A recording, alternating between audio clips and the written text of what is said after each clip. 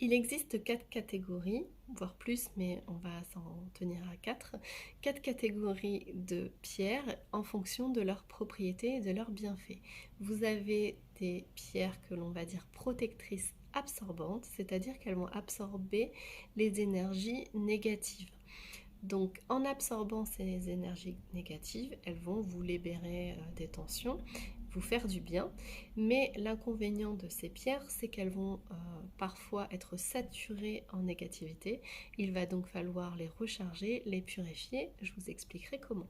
Donc ces pierres absorbantes protectrices sont par exemple la tourmaline, l'obsidienne noire, la labradorite. Vous avez ensuite les pierres protectrices mais répulsives. Donc cette fois-ci, au lieu d'absorber l'énergie négative, elles vont la repousser comme un miroir. Et donc l'inconvénient ici, c'est que si vous-même vous êtes une personne négative, bon, elle va vous renvoyer votre propre négativité en face. Donc elle n'est pas du tout conseillée aux personnes négatives, au contraire. Et donc pareil, il faudra les recharger également. Donc vous avez parmi ces pierres répulsives l'œil du tigre par exemple. Vous avez ensuite les pierres protectrices qui elles vont permettre un certain apaisement. Elles vont avoir des propriétés calmantes, adoucissantes si on peut dire. Et donc là elles vont casser les mauvaises énergies et abaisser la tension, libérer la tension excessive, libérer du stress.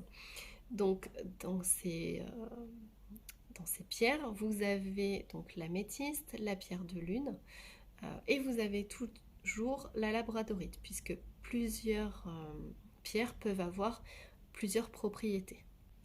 La quatrième catégorie est celle des pierres par rayonnement et aide au rayonnement, c'est-à-dire qu'elles vont non pas jouer sur les aspects négatifs des énergies, mais plutôt sur l'énergie positive. Elles vont être des boosters d'énergie, des boosters de positivité. Elles vont limiter la fatigue, la tristesse, voire la dépression. Elles vont vraiment avoir une action importante sur la positivité et la bonne humeur, la joie de vivre, etc.